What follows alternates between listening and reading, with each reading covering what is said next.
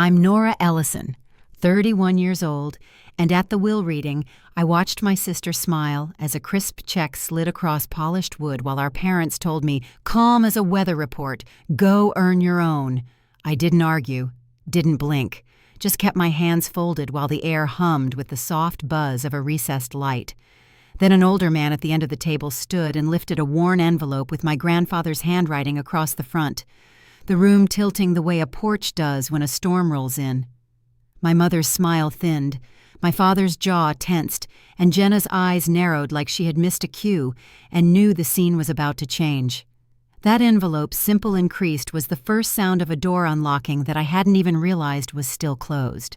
Before I go any further, let me know where you're listening from in the comments, and if you've ever kept quiet to keep the peace tap that like and subscribe so this story finds the people who need it. I grew up between two worlds that never seemed to notice each other.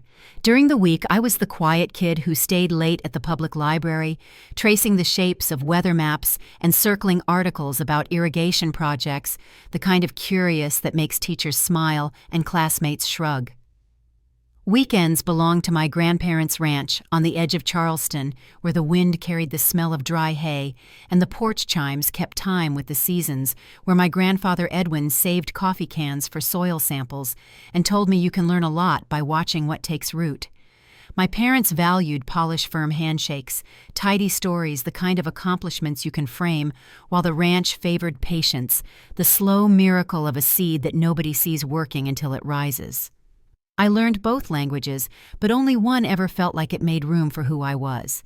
At home, we praised schedules and posture, and my sister Jenna wore that world like a custom dress. She understood how to glide through a room and leave it brighter, how to say the right thing before anyone knew they needed to hear it, and I don't begrudge her that skill. I just never had it. When I brought home a middle school science ribbon, I tucked it into a drawer and pretended I'd lost it, relieved when no one asked to see. At the ranch, though, my grandfather pressed an old notebook into my hands and told me to pay attention to what the bees were doing, and I wrote down everything: the way they found the clover, the angles they danced, the exact minute the light shifted on the fence rail.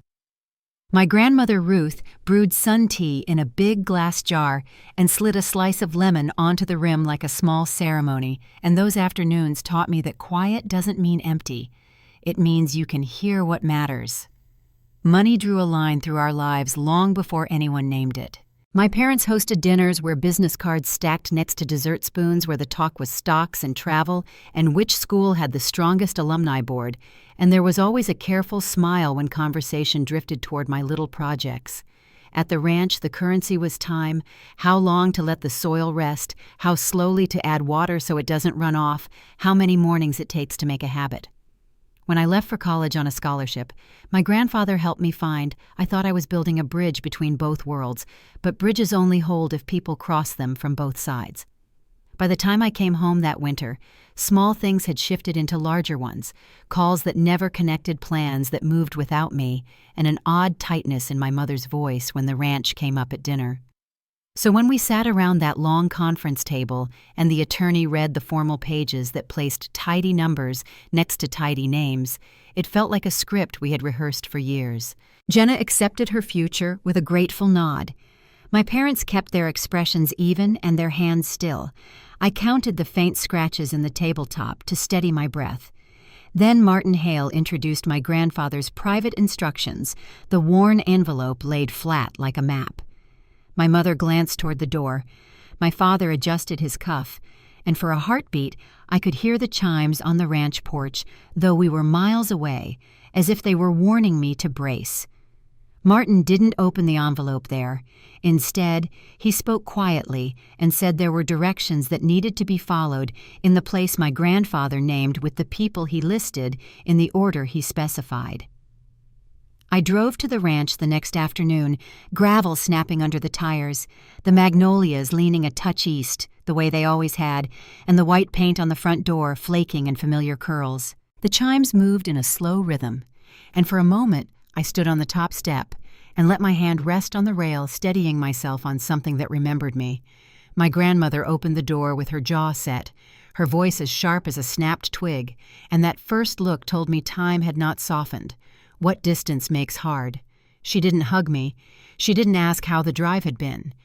She said I'd finally decided to show up, and the words landed cold in the space where warmth used to live. Behind her, the house looked the same faded curtains, the old clock steady on the mantel, but the air held its breath like a room waiting on a verdict. We stood in the doorway a long second before she stepped back and let me in moving. With that stiff grace age gives a person who has outlasted more seasons than anyone expected. She told me the attorney was on his way and that she'd called my parents and Jenna, and I watched the old rotary phone on the wall as though it might tell me what had been said. The kitchen table still held the faint rings from my grandfather's coffee cup, and the sight of them pushed against my ribs harder than I was ready for. My grandmother's eyes never left my face, and I saw it then, the thin crack where certainty used to be the question forming that neither of us knew how to ask. The doorbell rang, and the sound ran through the hallway like a bell at the start of a race. I could hear voices gathering in the front room, the practiced sweetness in my mother's tone, the careful calm of my father Jenna's light sigh, like she'd been pulled from something more important. My grandmother placed her hand on the back of a chair and told me to wait until I was called, her voice flatter than I remembered, and I nodded because there was nothing else to do. Across the hall, a new voice joined, measured, steady Martin Hale, arriving with his briefcase, and the envelope that felt heavier than paper should. He said this wouldn't take long, but that it needed to be done properly, and the house seemed to square its shoulders in agreement. My grandmother called my name, and as I stepped toward the doorway, light from the front windows drew a bright line across the floor, and I could feel the moment we were all about to cross. The living room felt smaller than I remembered, the kind of small that comes from tension, not size. My parents sat close together on the couch, Jenna perched on the edge of an armchair, like she couldn't wait to leave, and Grandma Ruth stood near the fireplace, her posture straight, despite the tremor in her hands. Martin Hale set his briefcase on the coffee table, the leather creaking softly as he unlatched it. I stood in the doorway for a moment, not sure where I belonged, until Grandma looked up and motioned for me to sit. Jenna turned when she saw me, her face tightening in surprise. My mother's smile froze mid-curve, and my father's hand stilled on his knee. No one said a word. The clock on the mantel ticked like it wanted to fill the silence, but didn't dare. I sat down across from them, my back straight, my palms pressed together in my lap.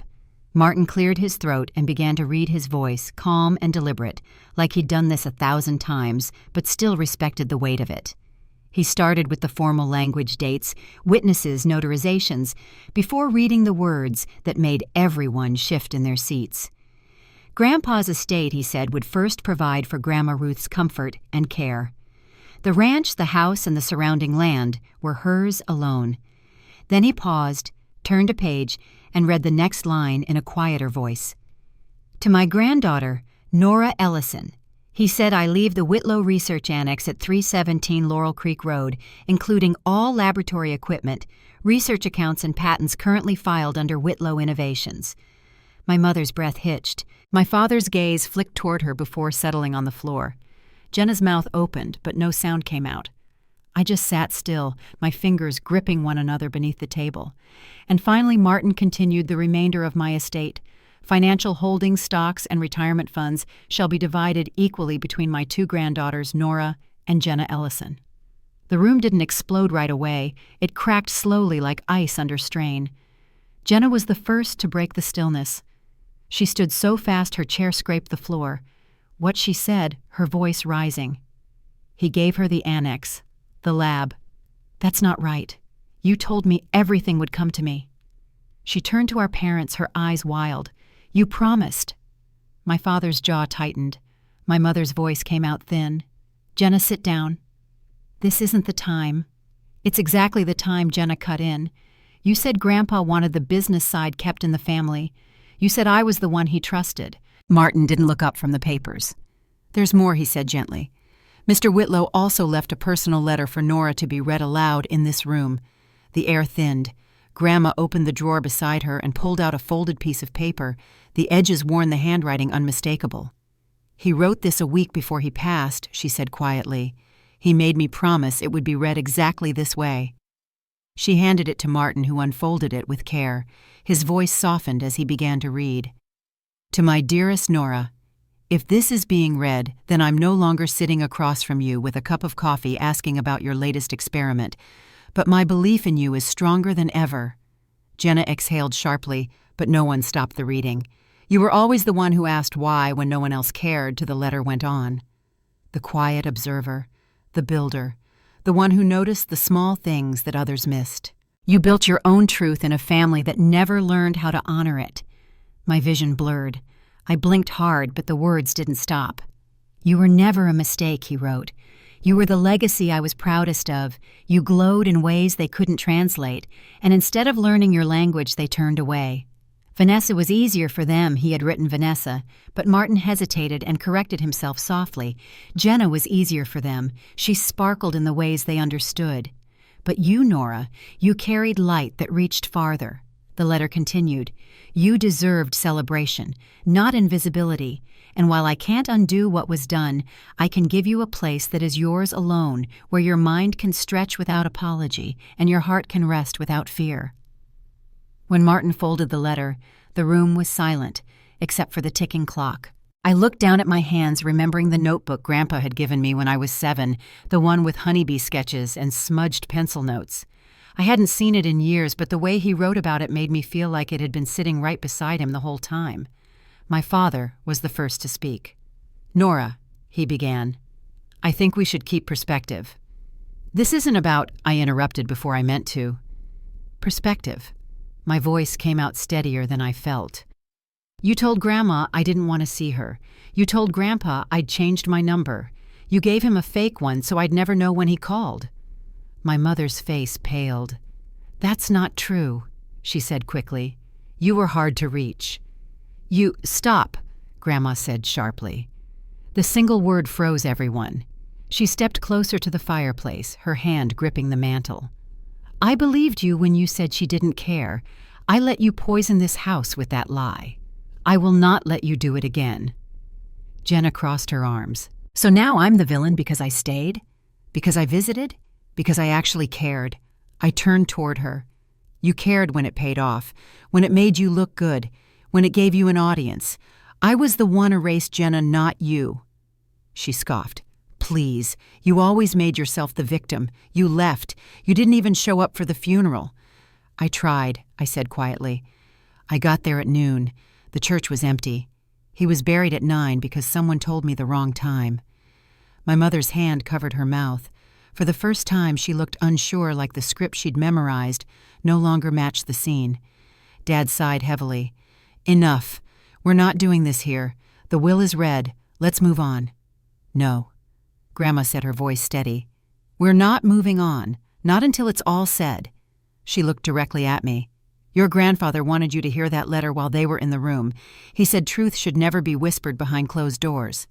Then she turned to my parents. I let you convince me she was selfish, that she abandoned us, but the truth is you couldn't stand what you didn't control.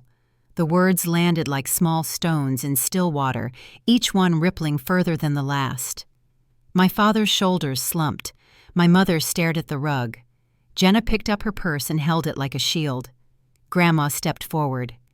You need to leave, she said quietly. What, my mother whispered. You heard me. Out. All of you. Jenna blinked, stunned. You can't be serious. I'm very serious, Grandma replied. This house isn't yours to poison anymore. Jenna muttered something under her breath and stormed toward the door. My parents followed, murmuring about lawyers and appeals, but none of it sounded certain. The front door closed behind them with a soft click that carried more finality than any shout could have. For a long moment, neither Grandma nor I spoke. The house, once heavy with judgment, felt strangely still. She walked to the sofa and sat down slowly, her hands folding in her lap. They'll come back, I said, my voice low. Maybe she answered, but this time we don't have to open the door. Outside, the wind shifted, brushing dry leaves against the porch. I looked at the chimes hanging near the window, swaying gently, and thought about the sound they used to make on quiet evenings when Grandpa sat reading by the lamp. Something in the air had changed. The silence no longer pressed against me, it opened instead. Grandma stood and went to the kitchen, the soft scrape of her shoes against the floor the only sound. She reached for the old kettle, filling it with water. "You'll need to see the annex," she said without turning around. "He built it for you years before he got sick. He said you'd understand what it was for when the time came." I watched her light the stove, the blue flame catching with a small hiss. My chest ached with a mixture of disbelief and something quieter like the beginning of peace. When the kettle started to hum, she poured the water over 2 tea bags and placed 1 cup in front of me. We sat together at the kitchen table, the same one where I'd once spread out my school papers while Grandpa read the morning news. The clock kept ticking steady, unhurried. I glanced at the window where the magnolia trees leaned toward the east and the late afternoon sun spilled across the sill. The house didn't feel like a stranger anymore. It felt like something waiting to be reclaimed. Grandma's voice was soft when she spoke again. "He believed you'd come back, you know. He said some truths have to wait until the right heart is ready to hear them." I nodded, tracing the rim of my teacup. The tea had gone warm, not hot, the way Grandpa used to drink it. That night, I stayed in my old room for the first time in years. The wallpaper was faded, the air smelled faintly of cedar, and the ceiling still held the glow-in-the-dark stars Grandpa helped me stick up when I was 9. I lay there watching them dim and brighten the same way I used to before sleep, and somewhere between their faint light and the hum of the old refrigerator down the hall, I felt the beginning of something shift. The next morning, sunlight filtered through the curtains in soft stripes. Grandma was already in the kitchen, the newspaper folded beside her coffee. She looked up when I walked in and smiled a tired, genuine smile. "What now?" she asked. I took a deep breath. "I think I go see it," I said. "The annex." She nodded once, like she'd been waiting for that answer all along. Outside, the day was bright but cool. The magnolias rustled in the wind, and for the first time in a long while, I didn't feel like I had to defend who I was. The path ahead wasn't clear, but it was mine to walk. And somewhere at the end of that dusty road, I could almost hear my grandfather's voice steady as ever, reminding me that every ending is just a seed waiting for light. The drive to Laurel Creek took less than an hour, but every mile felt longer than the last. The road wound between fields that still carried the late summer dust, each turn revealing another piece of land my grandfather must have studied and known by heart. When the mailbox finally appeared, its paint faded, the metal tilting slightly toward the ditch. I slowed and turned onto a narrow gravel lane. At the end stood the building I'd only heard mentioned once in passing, the Whitlow Research Annex. At first glance, it looked like a barn someone had tried to disguise as something more. Wide wooden beams framed the front, and double doors sat beneath a tin roof, dulled by weather. I stepped out of the car, the air heavy with the scent of clover and dry soil. When I opened the doors, a wave of cool air met me, carrying the faint smell of dust and metal. Inside was not a barn at all. It was a laboratory. Sunlight spilled through tall glass panels along the eastern wall.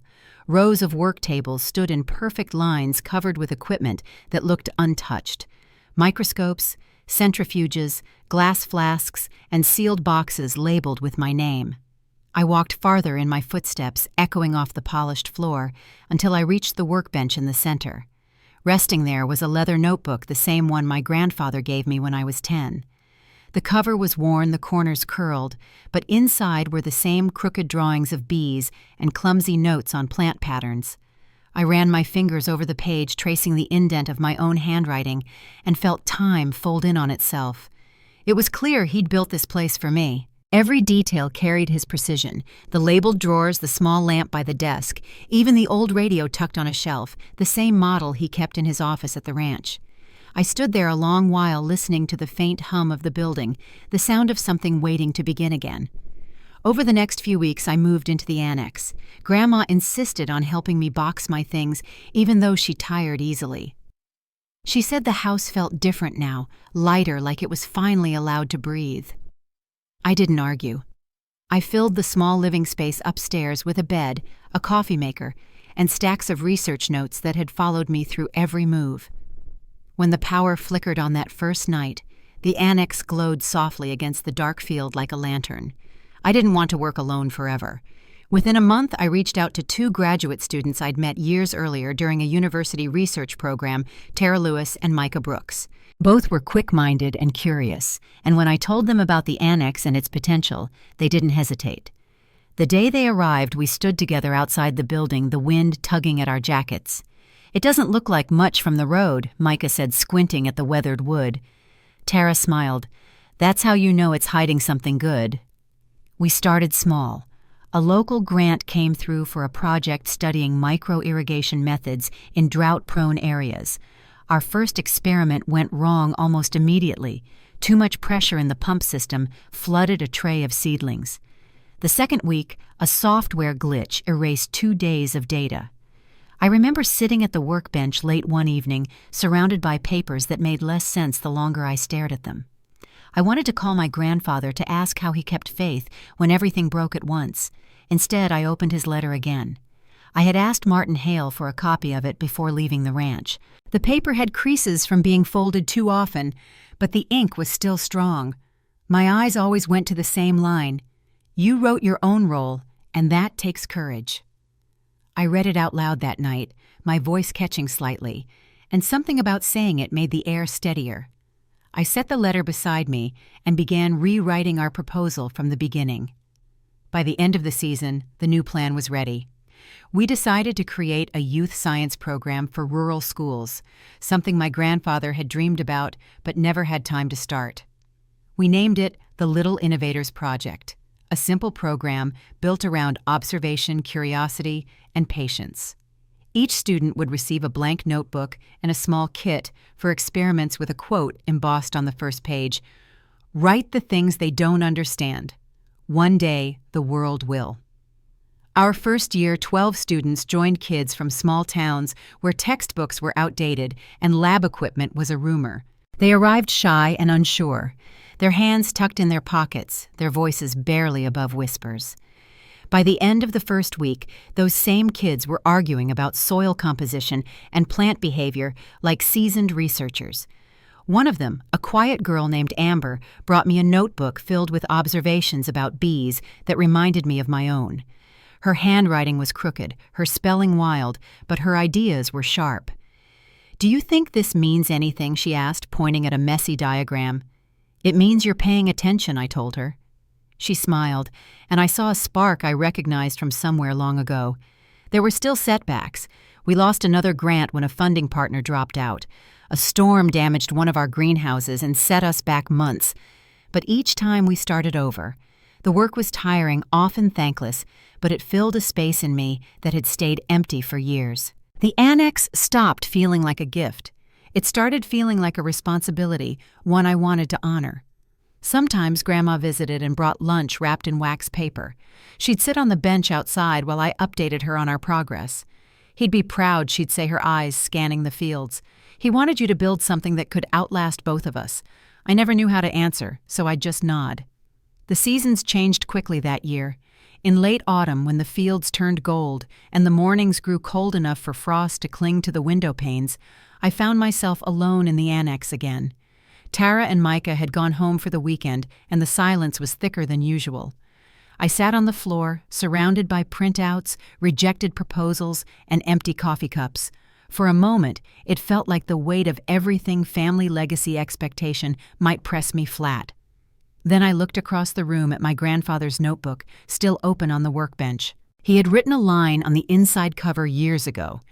"Curiosity is the only inheritance worth keeping." I said the words quietly, like a promise, and something in me steadied. I pulled out a new sheet of paper and began drafting a revised proposal for the Little Innovators program, this time expanding it into a long-term community partnership. The goal wasn't recognition. It was sustainability. When I finished, dawn had begun to brighten the glass panels, turning the frost into small bursts of light. The world outside the annex was waking up, and for once I felt like I belonged in it. A week later, the new proposal was accepted. We secured funding from a regional education board, enough to expand our work into 3 more counties. The first shipment of supplies arrived in unmarked boxes, the labels printed with our name, Whitlow Annex Education Program. Seeing those words made my throat tighten. It was no longer just my grandfather's dream, it was ours. By the second year, local farmers started stopping by to ask about our research on soil moisture sensors and crop rotations. One brought his teenage son who had joined the program and wanted to study agricultural engineering. He said our work had changed the way he looked at his family's land. Standing there listening, I thought of my grandfather again, the way he used to say, "The earth remembers kindness." Sometimes at night, when the others had gone home, I'd walk the perimeter of the property, past the newly planted trees and the faint outlines of garden plots we were testing. The wind moved through the grass, carrying the same rhythm as the chimes on Grandma's porch. I'd stop, close my eyes, and let the sound fill the space where doubt used to live. It was during one of those evenings that an unfamiliar car turned onto the gravel lane. Headlights swept across the field and stopped near the annex. For a moment I thought it might be a delivery, but the figure stepping out wasn't a driver. It was my sister. Jenna stood by the car, her hair pulled back, her expression unreadable. She wasn't dressed for attention this time, just a plain coat, no makeup, and a tiredness around her eyes I hadn't seen before. She looked at the building, then at me. "Can we talk?" she asked. Her voice didn't carry the usual sharpness.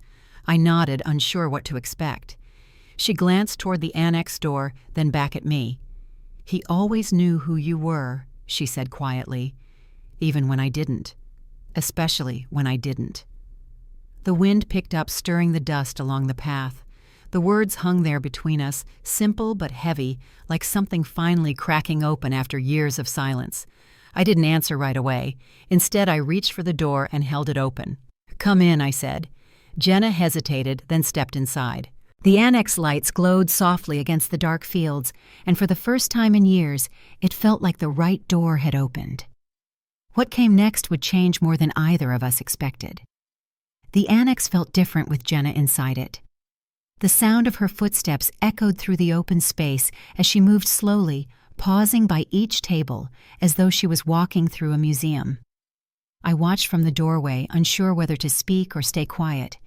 She stopped beside the workbench where my old notebook lay open and touched the cover lightly with one fingertip.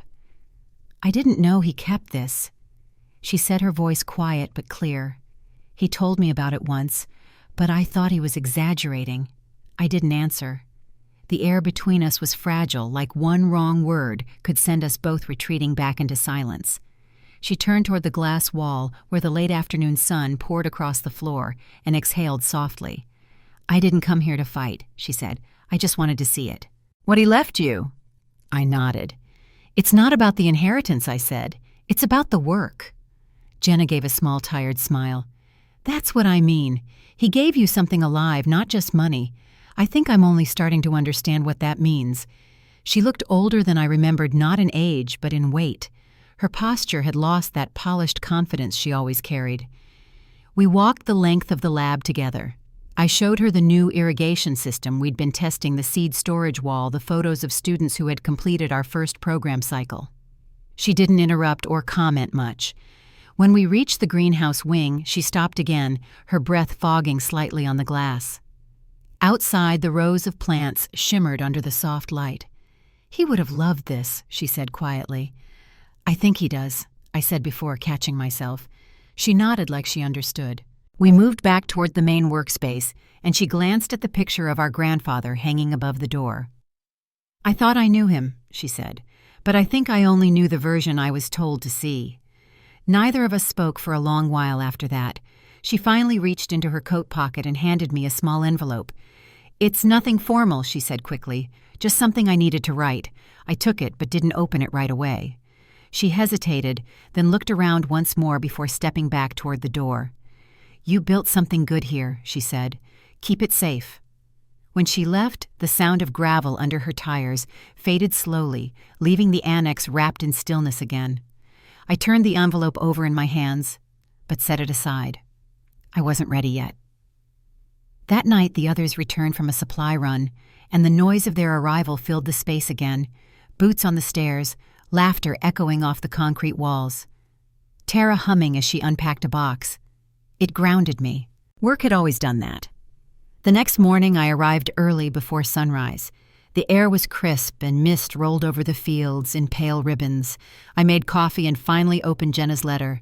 It was handwritten on plain paper, her script smaller and neater than I remembered. She wrote about the funeral, how she hadn't questioned the lies our parents told her. She said she'd believed them when they claimed I wanted distance, when they said Grandpa and Grandma had stopped calling because I didn't care. She confessed she'd convinced herself it was easier that way, that loyalty meant siding with family even when it felt wrong. Her last line stopped me cold. I don't expect forgiveness, but I hope there's still room to try. I folded the letter carefully and slid it into my grandfather's notebook between the pages where I'd once drawn clumsy diagrams of bees. It felt right there, part of a story still being written. The following weeks blurred into long days of work. Our next grant proposal had been approved, and the team was preparing for a new round of community partnerships. Local farmers were joining our efforts to test sustainable soil systems, and the Little Innovators program was doubling in size. Sometimes I'd catch myself glancing toward the door, half expecting Jenna to appear again, but she didn't. Still, she'd left a trace, something lighter, quieter in the air, as if the past had lost a little of its hold. One Friday afternoon, I drove back to the ranch to check on Grandma. The magnolias were in full bloom again, and the porch chimes whispered in the wind. She was sitting on the swing with a blanket over her knees, watching the sunlight move across the field. "You've got color in your face again," she said when she saw me. "That place suits you." I smiled. "It feels like home now." She nodded, pleased. "You know your grandfather started planning that annex long before he got sick. He said he wanted you to have a place where curiosity didn't need permission." I sat beside her, the swing creaking gently beneath our weight. He never said a word to me about it. "That was his way," she said softly. "He believed some gifts should surprise you when you're ready to use them." We sat in silence for a while, the evening light fading into amber. Then she turned to me, her expression thoughtful. "Your sister stopped by last week." My head lifted. "She did. She wanted to talk," Grandma said. "Mostly about him. She's been volunteering at a youth center in town, said it helps her feel useful." She reached for my hand and squeezed it gently. "I think she's trying." I didn't know what to say. Part of me still remembered the sting of all those years, missed calls, twisted words, the constant shadow of comparison. But another part of me felt something else entirely, something that wasn't anger or relief, just space. Grandma must have seen the hesitation in my face. "Forgiveness isn't about letting them off easy," she said. "It's about not carrying what they dropped." When I drove back to the annex that night, the fields were washed in moonlight. Tara and Micah had left for the weekend, leaving the place quiet again. I turned on a single lamp and sat at my workbench. My grandfather's notebook lay open beside me, Jenna's letter still tucked between its pages. I read both slowly, letting the words settle, then closed them together and placed my hand on the cover. The next morning, a message waited in my inbox. It was from the Regional Education Board, confirming that our community science program had been nominated for a State Innovation Award. I smiled not for recognition, but for what it meant, proof that something born from pain could still grow into purpose. Later that week, as we prepared for a new season of projects, I received an email from Jenna. It was short, just a few lines. She said she'd been accepted into a mentorship program for youth communication and wanted to help our students with presentation training. She ended the note with a single question. "Would that be okay?" I read it twice before replying. "Yes, come next Thursday. The students will be here." That Thursday afternoon, Jenna arrived with a folder full of handwritten notes.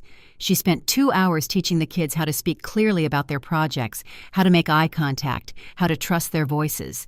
The children listened completely absorbed. When one boy stumbled through his words, she knelt beside him and whispered encouragement until he finished.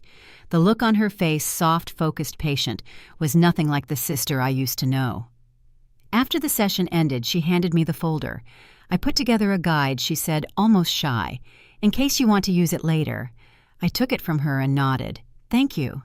She smiled, just a small one, but real. "He'd like what you've done here," she said, glancing around the annex. "I think he always knew you'd find a way to make it grow." I watched her walk toward her car, the evening light catching her hair, and for the first time in years, I didn't feel a wall between us, just distance that could finally be crossed. As I locked the doors that night, I paused by the workbench. The notebook lay open again, the same phrase underlined in my grandfather's handwriting. "You wrote your own role." The words seemed to breathe in the quiet, steady, and certain. Outside, the wind moved through the fields, carrying the faint scent of magnolia and soil. The annex lights glowed against the dark, and somewhere beyond the glass, the chimes from the ranch began to ring. The past hadn't vanished, it had simply learned how to make space for something new, and I had a feeling the next season would test just how much that space could hold. Spring arrived earlier than expected that year. The fields around the annex turned a bright, hopeful green, and the air smelled of rain that hadn't yet fallen. Inside, our work carried the same rhythm it always had: long mornings of research, quiet afternoons with the students, and the hum of equipment that had become its own kind of heartbeat. But something felt different now. Jenna's presence, even if only once or twice a week, had begun to change the tone of the place. The kids adored her. She had a way of coaxing confidence from the shyest ones, teaching them how to explain their projects without fear of sounding foolish. I watched her one afternoon as she helped a boy named Dylan practice his presentation.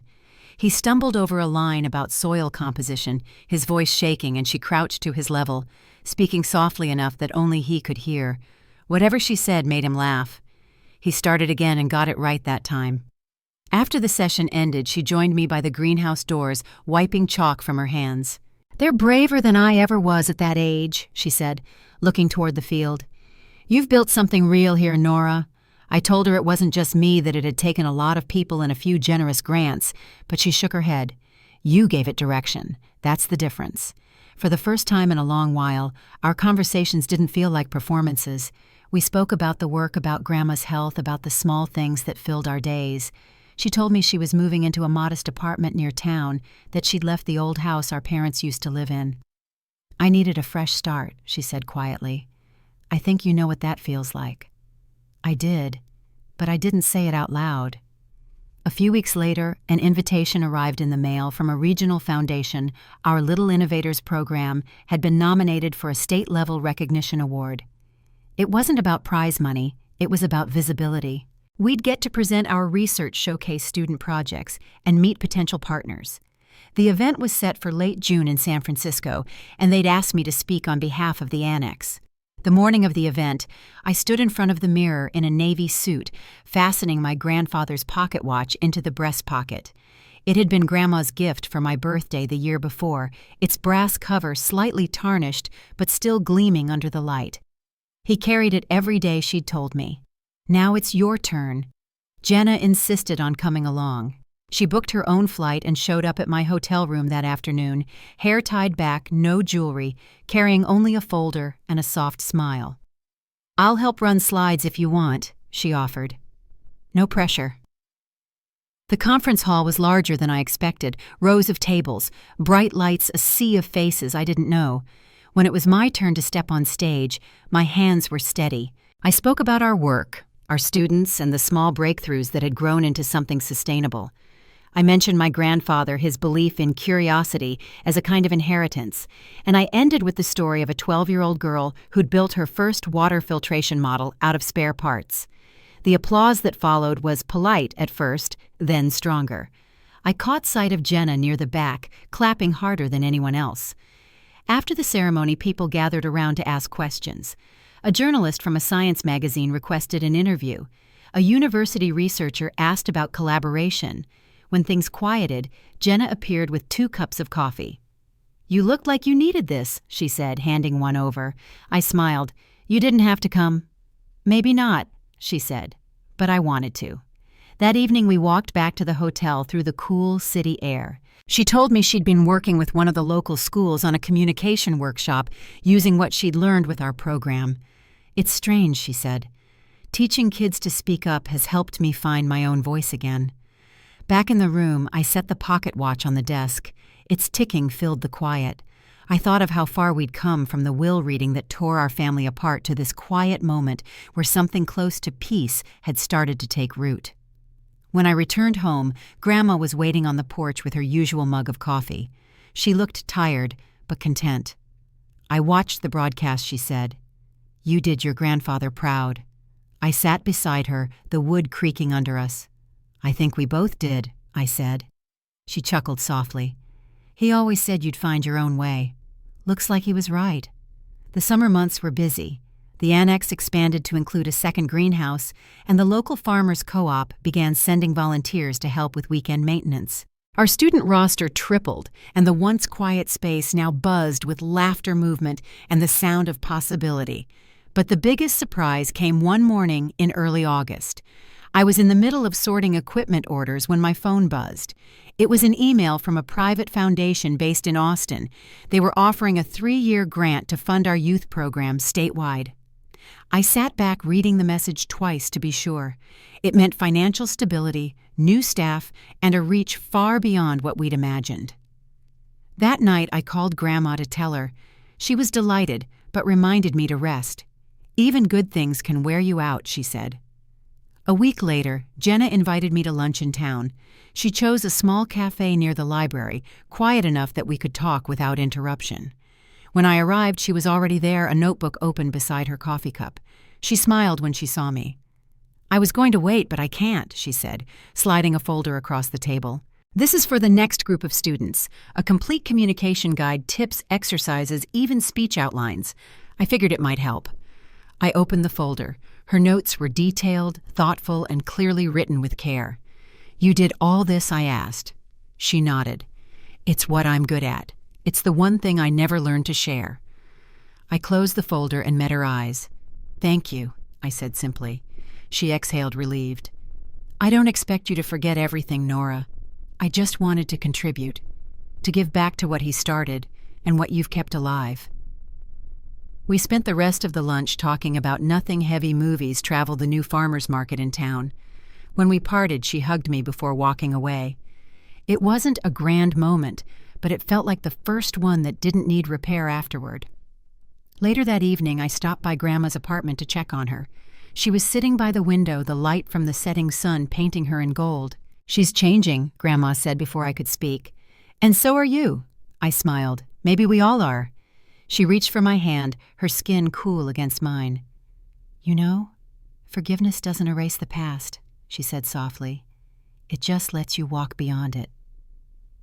Outside, the first stars appeared over the horizon, the same ones I used to trace on my bedroom ceiling when I was a child. They didn't look any different, but somehow they meant something new. When I left her apartment, the night was still. I could hear faint laughter from a nearby street, the sound of a life moving forward. I thought of the annex, the students, and the way the world had quietly shifted since that day in the lawyer's office. The road ahead wasn't perfect. There were still strained silences when my parents' names appeared in news articles or mutual acquaintances brought them up. But those silences didn't cut as deep anymore. They were just reminders of a chapter already closed. Before heading home, I drove out to the annex. The building glowed softly in the dark, the hum of its lights familiar and steady. I stood outside for a long time, listening to the wind in the trees and the faint echo of the chimes Grandma had hung near the door. The night smelled of soil and rain, and somewhere in that quiet, I realized something had changed. The annex wasn't just a gift anymore, it was a promise kept. And for the first time in my life, I wasn't chasing peace. I was standing in it. Still a part of me sensed that life had one more turn ahead, one more reckoning I hadn't yet seen. And when it came, it would test everything I'd built. The storm rolled in fast that afternoon. By the time I reached the annex, thunder was already pushing against the hills, and the fields shimmered with silver sheets of rain. I parked under the awning and ran inside, shaking off water before switching on the lights. The glow fell across the work tables, glinting off the rows of glass jars and metal instruments. It was the kind of storm my grandfather would have loved, wild but purposeful, feeding the soil. He always said could remember kindness. I checked the weather monitor near the door. The rainfall sensors were climbing faster than expected. Tara and Micah had left early to avoid getting caught in it, so I decided to stay, just to make sure everything held steady. The hum of the generator filled the silence. I poured coffee into a chipped mug and watched the lightning flash through the glass wall, feeling the floor vibrate beneath my feet. A notification chimed on my laptop. It was an email one-line that made my stomach tighten. Request for visitation rights to Whitlow Annex property filed by Gregory and Patricia Ellison. My parents. I stared at the message, reading it twice, then 3 times, until the words stopped meaning anything. I forwarded the message to Martin Hale.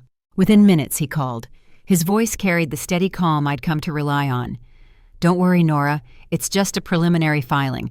They're testing the waters. I'll handle it." "But why now?" I asked. "They haven't spoken to me in years." "Because they've seen your success," he said simply. "And success attracts attention sometimes from the wrong people." I didn't answer. The thunder filled the gap for me. By morning, the rain had passed, leaving the sky washed clean. The fields shimmered under a thin layer of mist, and everything smelled new again. But the unease from that email stayed. Martin later confirmed that my parents were attempting to challenge the annex's transfer, claiming my grandfather had been influenced during his final months. The words alone felt absurd, but legal battles had never been about truth. They were about persistence. Grandma took the news quietly when I told her. She set her teacup down on its saucer and looked out the window for a long moment. "I wondered when they'd try something," she said finally. "Your father's pride doesn't know when to stop. What should I do?" "Nothing yet," she said. "You've already been through one storm. Let this one pass until we know its strength." Martin assured me the will was airtight, every clause protected. Still, the thought of being dragged back into another conflict with my parents made my chest tighten. I threw myself into work, hoping to outrun the worry. But the distraction only lasted a few days before reality caught up. A week later, a letter arrived from their attorney. It was formal, stamped, and cold. They wanted mediation. They were offering a family resolution that included a financial settlement and joint oversight of the annex. I set the letter on my desk and stared at it, the words blurring. My father had always believed control was love. Now he was trying to buy his way back into relevance. I drove straight to Grandma's that evening. She was in the kitchen folding linens, her movements slow but sure. "They sent this," I said, sliding the letter across the table. She read it in silence, her expression unreadable. When she finished, she folded it neatly and pushed it back. "You don't owe them an inch of this place," she said. "I know, but I also don't want another public fight." She nodded. "Then let your work speak louder than their noise. That's what your grandfather would have done." That night I sat on the porch after she went to bed, listening to the cicadas in the dark. The ranch lights flickered across the field, and I could almost hear my grandfather's voice reminding me that some roots grow strongest under pressure. By the end of the month, Martin had handled most of the paperwork. The mediation request was dismissed, and the challenge never made it past review. My parents didn't appeal. On paper, it was over. But inside, it didn't feel like victory. It just felt like another goodbye that didn't need to be said aloud. 2 days later, Jenna came by. She'd heard about the filing from Grandma and showed up with her usual quiet determination. "They'll stop eventually," she said, sitting on the bench outside the annex. "They're not as powerful as they think." I looked at her, the wind tugging at her hair. "You're not defending them anymore." She shook her head. "I stopped a long time ago. I think I just needed to find a way to say it out loud." Inside, the students were finishing their final projects of the season. Amber, the same girl who'd once shown me her messy notes about bees, was presenting her research on pollination cycles. She stood at the front, her hands shaking slightly, but when she spoke, her voice carried clear and sure. Jenna watched from the back of the room, smiling. When the students clapped, she wiped at her eyes. Afterward, as the kids packed up, she turned to me. "You realize this is bigger than you now, right?" I nodded. That was the goal. "Good," she said softly, "because I think that's what he wanted for all of us, to stop repeating the same story." That evening, I found her lingering by my grandfather's photo on the wall.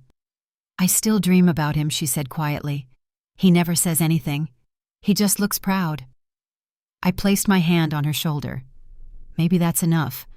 When she left, the annex felt both full and empty, the kind of stillness that means something has settled, even if you don't yet know what. Later that week, Grandma called to tell me she was thinking about selling the ranch. Her health had been declining, and she didn't want the burden of upkeep. "I want to live near you," she said, "close enough that we can have coffee every morning." I found an apartment with an adjoining cottage on the edge of town, sunlight in every room, and a small garden out back. When she moved in, the space came alive instantly. She brought her old clock, the one from the ranch mantel, and the sound of its ticking filled the walls like memory. In the evenings, we'd sit by the window, the scent of magnolia drifting in from outside. Sometimes she'd tell me stories I'd never heard, how my grandfather once proposed by planting a tree, how he believed every choice left a mark somewhere in the soil. As the days passed, the noise from my parents faded into the background. I saw their names occasionally in financial articles or social pieces from Florida where they'd retired early. Each time I'd read the headlines without feeling much of anything. The hurt that once defined so much of my life had softened into distance. The annex, meanwhile, had grown beyond what I could have imagined. 4 labs now stood where one had begun, surrounded by greenhouses and test fields. Our research on drought-resistant crops was being shared across regions facing dry spells, and a new collaboration with a university in Brazil had just begun. One afternoon, standing in front of the newest greenhouse, I caught sight of my reflection in the glass. Behind me stretched everything we'd built, students laughing, Tara adjusting a monitor, Micah unloading crates of seedlings. It looked alive, hopeful, exactly the way my grandfather had dreamed it could be. That night as I locked up, I lingered by his notebook on the desk. The pages were worn now, some corners bent from years of use. I traced his handwriting on the inside cover. Curiosity is the only inheritance worth keeping. The lamp beside it flickered once before settling into a steady glow. Outside, the wind carried the soft scent of rain. I could hear the echo of Grandma's clock through the open window, its rhythm blending with the hum of the fields beyond. For the first time, I felt the quiet, not as absence, but as completion. Still, as I closed the door behind me, I knew peace was never meant to be permanent. Life always finds a way to test what it gives, and somewhere on the horizon, I sensed that test was already on its way. Autumn came quietly that year. The fields around the annex turned gold, the kind of color that made everything look softer. Most mornings started the same way, coffee in hand. Notebook opened the sound of Grandma's clock echoing faintly from her cottage next door. The rhythm of life had settled again, calm but full. Then one morning in early October, I received an email that pulled me right back to the world outside our quiet corner. It was from the National Science and Innovation Council. They had reviewed our regional projects and wanted to nominate the Annex for a National Climate Innovation Grant. The award came with significant funding and, more importantly, a platform that would allow our research to reach beyond the state. I read the message twice before calling Tara and Micah into my office. We made the short list, I said, sliding the screen toward them. Tara's eyes widened, and Micah let out a quiet whistle. For the next hour, we planned the presentation and fine-tuned data summaries. It wasn't just a project anymore, it was a chance to secure everything my grandfather had started. In the weeks that followed, the annex buzzed with energy. Students worked late hours refining charts and building models, and Jenna volunteered to help organize our public exhibit for the event. She spent afternoons guiding the younger kids on how to explain their research clearly, making sure each one felt confident. Watching her move through the space, steady, patient, and kind, I saw traces of the sister I'd wanted years ago, not the one shaped by our parents' expectations. The award ceremony took place in San Francisco just like the last conference, but this time it felt different. The stakes were higher and the audience larger. The ballroom was filled with scientists, philanthropists, and educators from across the country. I wore the same navy suit as before, with my grandfather's pocket watch in my jacket, a small reminder of where this all began. When it was our turn to present, I stood at the podium and looked out across the crowd. The lights were bright, almost blinding. I spoke about sustainability, about teaching children to see science as something within their reach, about how the smallest observation could ripple into change. Behind me, slides displayed images of our greenhouses, our students' experiments, and the long rows of magnolias that framed the annex fields. When the final slide faded, there was a pause, then a swell of applause that filled the room. Later, when the winners were announced, I felt my hands tremble just once before hearing our name, Whitlow Annex for Sustainable Innovation. The sound that followed was all light and motion, people cheering, cameras flashing. Jenna was crying openly in the second row, and Grandma, who had traveled with us for the first time in years, was clapping so hard that Tara had to steady her. That evening at the reception, people I'd never met came up to shake my hand. University partners wanted collaborations, and foundations wanted to sponsor future projects. The grant itself was a blessing, but what mattered most was knowing that the work had found its place in the world. Later, as things quieted, Jenna joined me by the balcony overlooking the city. The wind was cool, carrying the distant hum of traffic. She handed me a glass of sparkling water and said, "He'd be proud of you, you know." I smiled, watching the lights flicker across the bay. He'd be proud of us. She leaned against the railing. "Do you think it's strange that all the things he planted just keep growing, even after he's gone?" "No," I said softly. "I think that was his plan." When we returned home, the annex was already buzzing with news coverage. Local reporters visited to film a segment, and the story spread faster than we expected. Within a month, we'd received inquiries from international programs wanting to adopt our teaching model. For the first time, I felt like I could breathe without waiting for something to fall apart. But life has a way of balancing light with shadow. In late November, Grandma's health began to decline more quickly than anyone expected. It started with shortness of breath, then fatigue that kept her in bed for most of the day. I moved her into my house, setting up a room with wide windows that looked out over the garden. She insisted on keeping her morning routine coffee, newspaper, and the clock ticking on the dresser, but her hands shook when she lifted the cup. Jenna came by almost every day. Together we took turns sitting with Grandma, reading aloud when her eyesight blurred, or listening when she wanted to tell old stories. Some afternoons she'd drift off mid-sentence, her breath shallow but peaceful. One night she asked me to bring her the small wooden box she'd kept in her dresser for decades. Inside was a folded letter and a silver pendant I didn't recognize. She held them out to me. "Your grandfather made this for me before we were married," she said. "He wanted it passed to you when the time felt right." I opened the pendant. Inside was a tiny photo, the two of them standing in front of the old barn that became the annex. She smiled faintly. "That's where it started. Don't forget that." A few days later, she slipped quietly in her sleep. The house was still when I found her, the morning light stretching across the quilt. There was no fear, no struggle, just a quiet kind of release. The days that followed blurred together. The funeral was small, just family, a few neighbors, and some of the older students who wanted to pay their respects. Jenna spoke during the service, her voice steady. "She never left us," she said. "She just taught us how to carry what matters." After everyone left, I stayed by the magnolia trees she loved so much. Their branches were bare, but a single white bloom had opened early, standing out against the gray sky. I took it as a sign not of goodbye, but of continuity. Back at home, I found the letter Grandma had left in the box. It was addressed simply, "For Nora." Her handwriting wavered, but was still strong enough to read.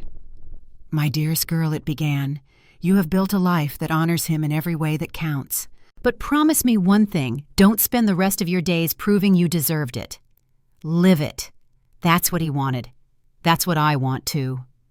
I read it twice before folding it carefully and placing it inside the notebook my grandfather had given me. The pages smelled faintly of paper and time, and I could almost hear his voice in the room. Over the following weeks, I focused on keeping the annex running smoothly. The students threw themselves into their work, perhaps sensing I needed the distraction. Jenna stepped up more than ever, helping with logistics, handling the press inquiries, and managing our growing list of partners. The program had become something bigger than all of us, and I could feel Grandma's hand guiding every step. On the first clear night after the funeral, I walked out to the far edge of the field where Grandpa had built the wooden bench years ago. The air was crisp and the stars were bright. I sat there for a long time, listening to the soft hum of the irrigation pumps in the distance. The grief was still there, but so was something gentler, gratitude maybe, or peace. I took the pendant from my pocket, tracing its smooth edge between my fingers. The wind carried the faint scent of magnolia through the air. I whispered into the quiet, "I'll keep going." And in that moment, I felt the weight of everything past and present settle into something I could finally carry. The annex lights glowed behind me, steady and sure, and I realize that love, like the fields around me, doesn't disappear when the season changes. It just takes new root. Still, even as the night calmed, I sensed another shift coming, something that would remind me that peace too must sometimes be defended. Winter settled early that year. Frost edged the window panes each morning, and the annex fields lay quiet beneath a thin layer of snow. It was the kind of stillness that made every sound feel larger. The crunch of boots on gravel, the hum of heaters kicking on, even the faint ticking of the old clock I'd brought from Grandma's cottage. Her things filled the house now, a quilt folded on the couch, her recipe cards tucked into the kitchen drawer, the small silver pendant resting beside my grandfather's pocket watch on my desk. Their presence was everywhere, not as reminders of loss, but as threads of something still alive. Life at the annex carried on. Our winter term began with new students and new research projects, and for the first time I noticed how much had changed since the beginning. Tara was preparing to lead her own program in Colorado. Micah had been offered a fellowship overseas. Even the younger students, once shy and unsure, now moved through the labs with quiet confidence. They didn't need my constant direction anymore, and that realization brought both pride and a trace of melancholy. One afternoon, Jenna came by carrying a box of her own materials. For the camp, she said, setting it on the table. Inside were communication guides, presentation templates, and feedback forms, neatly labeled, color-coded all her doing. "You're turning into Grandpa," I teased, and she laughed softly. "That's not such a bad thing," she said. We sat by the window watching the snow fall across the fields. The annex glowed faintly in the distance, a beacon against the gray. "You know," Jenna said, "after a while, I used to think all he left us was guilt and comparison.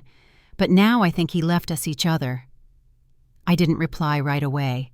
The words hung in the air, honest and fragile. When I finally spoke, my voice came out steadier than I felt. Maybe that's what healing looks like, not starting over, just learning to meet again where things stopped hurting. She nodded, eyes glistening. That night, I walked down to the annex alone. The snow reflected the light from the windows, casting a soft silver glow over the path. Inside, everything was as it had been. Instruments lined up neatly, notebooks stacked in careful rows, the faint hum of the 3D printer in the corner. I stopped by the old workbench where my grandfather's notebook still rested its edges, frayed from years of use. On top of it lay Grandma's pendant, the one she'd given me just before she passed. I opened it and studied the tiny photograph inside two people standing before a barn that had become so much more than a building. It struck me then how circular life can be, how every beginning quietly waits inside its own ending.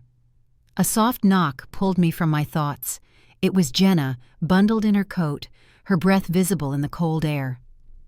"I figured you'd be here," she said, stepping inside. She walked over to the bench and placed her hand beside mine. "It's beautiful," she whispered, looking around the room. "You've made it everything he dreamed of." I smiled faintly. "No," I said. "We did." We stayed there for a long time, listening to the wind press against the glass. It wasn't a moment of grand forgiveness or dramatic revelation, just peace, simple and quiet, the kind that doesn't need to be named. Weeks passed, and soon the first signs of spring appeared. The magnolia trees began to bud again, and the field slowly shifted from white to green. The annex expanded one final time that season, a new wing dedicated to educational outreach. We called it the Whitlow Learning Center, in honor of the man whose belief and curiosity had built everything that followed. On opening day, students and families gathered from towns across the state. Some brought letters. Others brought handmade thank you gifts. A group of our younger students unveiled a wooden plaque for the entrance. It read, "Write the things they don't understand. One day the world will." I traced the letters with my fingers, feeling the weight of those words in a way I hadn't before. When the crowd dispersed, I walked out to the far end of the field where the old wooden bench still stood. The magnolias were in bloom, again, white petals drifting across the grass. I sat down and looked toward the annex, now larger and fuller than ever, yet still carrying the same heart. I thought of my grandfather's voice, steady and warm, the way he used to remind me that legacies aren't built in boardrooms or bank accounts, they're built in the quiet choices we make when no one's watching.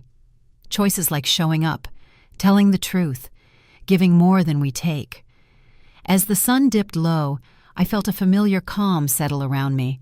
For the first time, I understood that what he'd given me wasn't just a lab or an inheritance, it was permission to live without apology, to be fully present in my own story. The air smelled of magnolia and rain, and somewhere in the distance I could hear laughter from the students still cleaning up after the ceremony. Life went on just as it always had, carrying forward what was worth keeping. I stood brushing snowmelt from the bench and glanced back toward the annex one last time before heading home. The lights inside glowed like stars against the evening sky, and as I walked the familiar path, I whispered the words I'd carried all along, words that belonged to him, but had become my own. Legacy isn't what we leave behind, it's what we pass forward. If you've ever found strength in something that once broke you, or learned to build peace from what others left in pieces, I hope my story reminds you that healing doesn't erase the past, it redeems it. And if it did take a moment to share this with someone who might need to hear it tonight, because sometimes the smallest act of understanding can light the way for someone else to begin again.